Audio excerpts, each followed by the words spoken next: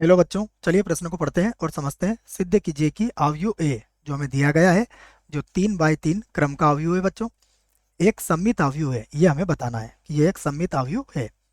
प्रश्न को हल करने से पहले हम मुख्य अवधारणा लिखेंगे। तो मुख्य अवधारणा में देखिए, हम सममित अवयव क्या होता है, उसके क्या परिभाषा है, उसको समझेंगे। तो हम कहेंगे कि ए सममित, ए पूरा लिखना पड़ेगा बच्चों, एक बार और लिख देते हैं इसको। ए सममित, सममित, ठीक है, 2 बार लिख दिया ऐसा, एक बार हटा देंगे इसको, है ना। अभी ए सममित अवयव होगा, होगा यदि, कब होगा, यदि ए का यदि परिवर्त निकालेंगे तो वो किसके बराबर हो, ए के बराबर हो। तो क्या लिखा हमने, ए सममित अवयव होगा यदि ए का डेस बराबर ए हो। बस ये इतनी सी बात बच्चों आपको इस प्रश्न के लिए याद रखना है। अब देखिए, यहां से हम प्रश्न को हल करते हैं। तो सबसे पहले हम ए की बात करेंगे।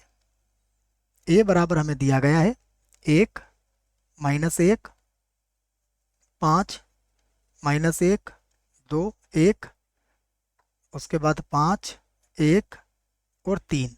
ये हमें ए का मान दिया गया है। हमें बताना है कि ये सममित अवयव है।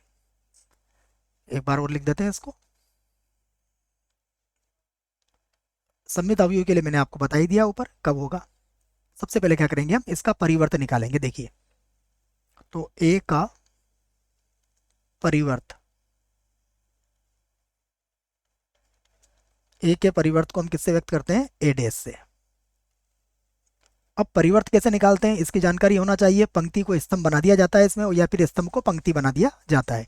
देखो, पहली पंक्ति में क्या है, 1 - 1 5, तो इसका स्तंभ क्या हो जाएगा, 1 - 1 और 5। दूसरी पंक्ति को दूसरा स्तंभ बना देंगे, तो ये हो जाएगा -1 2 और यहाँ आ जाएगा 1।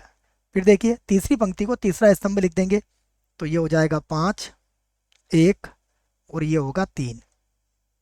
अब आप इसे ध्यान से देखिए, ये फिर से वही बन गया बच्चों, 1 - 1 5 -1 2 1 5 1 3। तो ये बराबर किसके आ गया, ये पुनः बराबर ए आ चुका है।